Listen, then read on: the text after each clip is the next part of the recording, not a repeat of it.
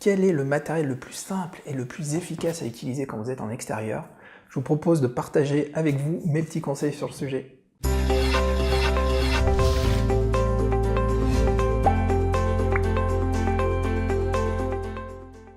Bonjour à tous, j'espère que vous allez bien, je suis content de vous retrouver pour cette nouvelle vidéo. Alors je vais vous parler du matériel, mais du matériel dit un peu nomade, le matériel que j'utilise en extérieur. Alors avant tout ça, restez bien jusqu'à la fin de la vidéo pour voir voilà, tout le matériel et les petites subtilités qu'il y a à ce niveau-là. Alors avant tout ça, je vais vous expliquer, pour ceux qui ne me connaissent pas, qui je suis et comment j'utilise mon matériel. Donc je suis artiste peintre, j'ai une chaîne YouTube principale sur laquelle j'ai plusieurs dizaines de milliers d'abonnés, et j'ai bien sûr différents formats vidéo. J'ai le format vidéo où je vais me filmer en face cam, comme je le fais avec vous en ce moment. Un autre format où je vais filmer mes tableaux, donc là j'utilise du multicam, j'ai besoin de filmer par-dessus, sur les côtés, etc. Et après j'ai tout un autre ensemble de vidéos que je vais faire en extérieur. Vidéo en extérieur, ça peut être du vlog, de la vidéo en mouvement, de la vidéo fixe, il y a plein de choses différentes. Et je voulais vous montrer aujourd'hui comment mon petit matériel me permet de faire tout ça efficacement, avec une bonne qualité d'image, et surtout que ce ne soit pas contraignant. Le but c'est d'avoir du matériel que vous pouvez avoir toujours sur vous. Alors voilà, pourquoi du matériel toujours sur vous? Parce qu'avec le temps, je me rends compte d'une chose, c'est que les meilleures vidéos que vous allez faire en extérieur, c'est souvent les vidéos qui ne seront pas prévues. C'est-à-dire que vous allez à un endroit qui est magnifique, vous avez une bonne idée à ce moment-là, tout est là pour que votre vidéo soit parfaite, et puis vous n'avez pas prévu ce moment-là, donc vous n'avez pas amené votre matériel. Parce que généralement le matériel c'est contraignant, etc. Il faut des sacs, il faut... Pour pouvoir pallier ce problème facilement, je me suis dit, il me faut un matériel donc, qui soit performant, qui va donner une bonne image, un bon son, mais que je vais pouvoir avoir tout le temps sur moi. Et finalement, c'est pas si compliqué. Je vais vous montrer quelles ont été mes alternatives. Première chose que je vous conseille, en extérieur finalement, c'est de filmer avec votre smartphone. Vous avez plein de petites caméras, etc. Mais le smartphone, c'est quelque chose qu'on a tous. Et aujourd'hui, le smartphone, honnêtement, ils font tous au moins du 1080p. Et 1080p, ça va être du standard pour YouTube. Vous aurez déjà une bonne qualité d'image si vous faites quelques réglages, si vous utilisez les bonnes applications. Alors après, le smartphone, vous allez me dire comment on l'utilise. Moi, ce que je vous recommande, pour être assez polyvalent, ça permet de répondre à pas mal de cas, c'est d'utiliser un support du genre. Un petit support qui va vous permettre, bien sûr, tout simplement de pincer votre smartphone. Moi, j'ai acheté un Manfrotto. J'adore cette marque, et l'avantage de celui-là, c'est que vous avez la possibilité d'utiliser un petit trépied de partout. Vous pouvez fixer ici, vous pouvez fixer ici, et vous avez même une petite languette qui va vous permettre de poser votre support, voilà, comme ça. Et c'est quelque chose que vous avez dans la poche, vous mettez ça dans la poche de votre blouson, et voilà. Au niveau du mobile, on clipse, et c'est fini. Une chose que je vous recommande, c'est le petit tripode. Petit tripode, ça vaut rien du tout. Quand il est plié comme ça, ça tient dans une poche, vous mettez ça dans votre blouson, et vous allez le fixer, voilà, de cette façon-là, tout simplement. C'est une rotule universelle, vous pouvez le mettre sur plein de choses, regardez. Du coup, là, je vais me retrouver avec mon petit stand photo, que je peux utiliser de cette façon-là, ou non, que je peux utiliser comme ça. J'ai mon retour d'image, il suffit d'avoir une caméra frontale qui est assez acceptable, et c'est parfait. Le pied en question, en plus, généralement, vous pouvez déplier. Vous pouvez vous poser ça sur un rocher, sur un banc ou autre, et ça fonctionne très bien. Alors ça, c'est si vous êtes immobile. Alors si vous avez besoin d'un plan large, vous posez ça dehors, et ça reste voilà, une très bonne solution. Voilà ce qui est de l'image. Après, moi j'ai des formats, quand je vais dans des salons, dans des events, dans des événements, j'ai besoin d'être mobile. J'ai besoin de faire des plans mobiles. Alors soit je vais être en train de marcher et je suis en train de me filmer moi-même. Ça c'est le genre de format qu'on voit souvent dans les types vlogs.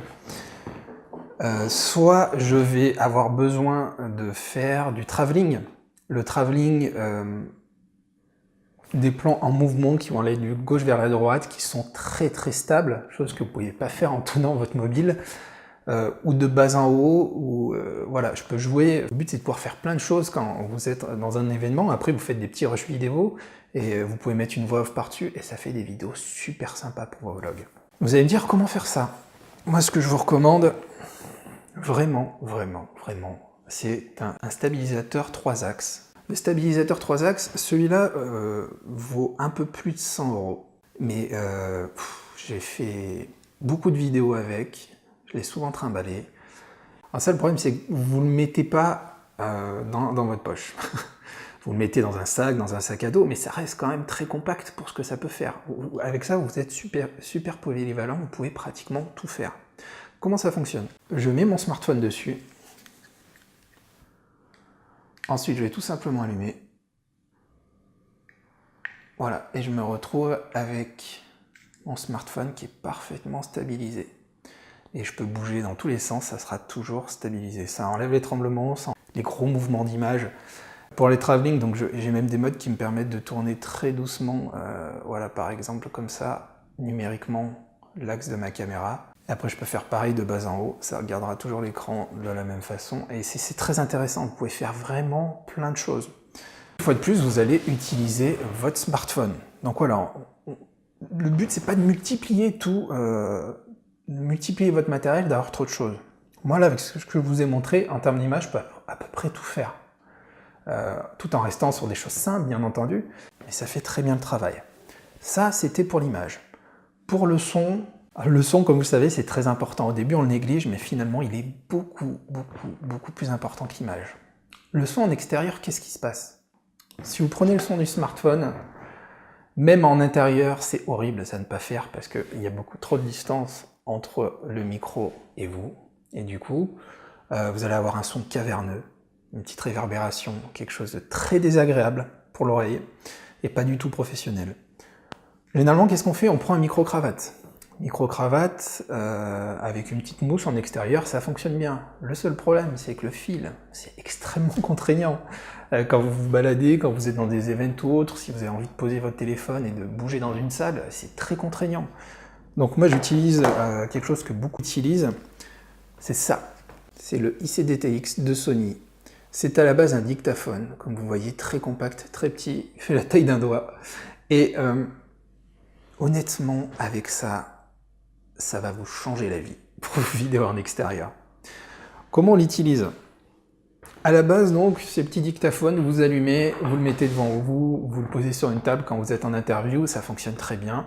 Bonne qualité de son, réduction du bruit ambiant, qui est possible, tout en gardant un son qui n'est pas trop dénaturé. Excellente autonomie.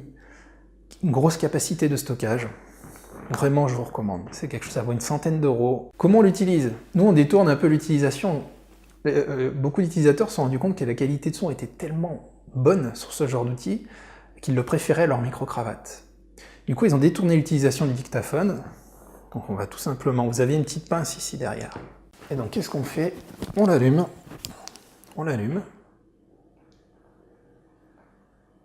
hop, petit bip, c'est fini. Je clipse, voilà. J'ai les deux micros qui sont en tête ici, et le son est superbe. L'avantage, pas de fil, je vais pouvoir me balader de partout dans le plan de ma caméra, je vais pouvoir aller à droite, à gauche, faire plein de choses, et j'aurai vraiment un super son. Par contre, la contrainte, vous me voyez venir, c'est la synchronisation image-son. Forcément, c'est le seul petit point négatif, mais c'est quelque chose qui se corrige très vite, que vous allez pouvoir automatiser, c'est que vous allez vous retrouver avec une image, celle de votre téléphone, et ensuite une prise son MP3 qui sera sur le IC-DTX, sur l'enregistreur. Aujourd'hui, ce qu'il faut savoir, c'est qu'en post-traitement, il est très facile de synchroniser tout ça. À l'époque, on le faisait manuellement, mais aujourd'hui, vous appuyez sur un bouton, les spectres audio sont détectés, que ce soit à la fois de votre téléphone et de votre enregistreur audio. Tout se synchronise, et vous avez du coup une belle image avec un très beau son. Et vous allez pouvoir faire ensuite votre montage. Ben voilà, vous voyez mon équipement nomade que j'utilise. La plupart du temps, je ne prends même pas le stabilisateur 3 axes, je prends juste mon petit support smartphone, mon trépied, mon téléphone. Et puis bien sûr, ouais, mon petit enregistreur, tout tient dans une main. Vous voyez là, j'ai tout mon matériel vidéo pour avoir un excellent son, une belle image, le tout stabilisé. Après, pour le stabilisateur 3 axes, petite parenthèse également, c'est que aujourd'hui, une bonne partie des mobiles sont stabilisés numériquement. C'est le cas des iPhones et de beaucoup d'autres mobiles. Cette stabilisation numérique, elle est bien, elle empêche les tremblements, mais elle fera jamais le travail d'un stabilisateur 3 axes. Vous ne pourrez pas faire de travelling avec, vous n'aurez pas le même type de stabilité, c'est vraiment deux choses extrêmement différentes. Par contre, ça permet de dépanner. Effectivement, si vous n'avez pas de trépied, le stabilisateur numérique de votre téléphone, même en tenant votre téléphone comme ça, même avec des petits tremblements, vous allez avoir une image à peu près fixe. J'espère que ça vous aura aidé si vous souhaitez du coup faire des vidéos en extérieur. Si vous voulez quelques exemples de vidéos que j'ai pu faire en extérieur, vous pouvez aller sur ma chaîne principale. Vous verrez différents exemples de vlogs, de vidéos en salon. J'en ai fait aussi sur cette chaîne, vidéos en salon, ici au camp, etc. Donc vous voyez qu'on peut faire des choses intéressantes, on peut bien s'amuser, il n'y a pas forcément avoir besoin d'un gros matériel. Parce que le problème du gros matériel, c'est que ça va avoir un coût. Si vous êtes comme moi, au bout d'un moment, vous n'allez pas penser à le prendre, vous allez vite vous lasser, vous n'allez pas oser, etc. Et du coup, vous allez rater plein d'opportunités. Moi, avec ce que j'ai là, je peux saisir n'importe quel moment. C'est ça finalement. YouTube, c'est plein d'authenticité, c'est plein de moments, des fois, qui sont pas forcément prévisibles, des moments forts qui sont captés sur l'instant. Donc, ayez toujours ce matériel sur vous. Essayez, en tout cas, dans la mesure du possible, de toujours l'avoir. J'espère que vous aurez aimé cette vidéo. Si c'est le cas, un petit pouce levé, merci d'avance. Si vous souhaitez vous lancer sur YouTube, j'ai une formation gratuite pour vous, dans laquelle je donne mes 21 conseils vraiment pour lancer votre chaîne YouTube et performer. Je parle aussi de matériel, un peu comme dans cette vidéo, où je vous présente tout mon matériel, même matériel fixe, et je vous donne voilà, tous vos conseils pour gagner en visibilité, en abonnés, pour performer au maximum sur votre chaîne. En fait, je compare, je vous donne tous mes petits tuyaux en maxant, en vous faisant un retour d'expérience sur ma chaîne principale, qui a plusieurs dizaines de milliers d'abonnés, et je vous dis ce qui a marché pour moi et ce qui n'a pas marché, pour que vous puissiez vous aussi, du coup, gagner du temps, pas tomber dans tous ces petits pièges. N'oubliez pas aussi de vous abonner pour recevoir les différentes vidéos que je sors chaque semaine et de cliquer sur la petite cloche pour bien être notifié. Vous voulez continuer? Je suis certain que vous allez adorer cette vidéo que je vous montre ici. Puis en passant, vous pouvez vous abonner en cliquant sur le petit cercle ici.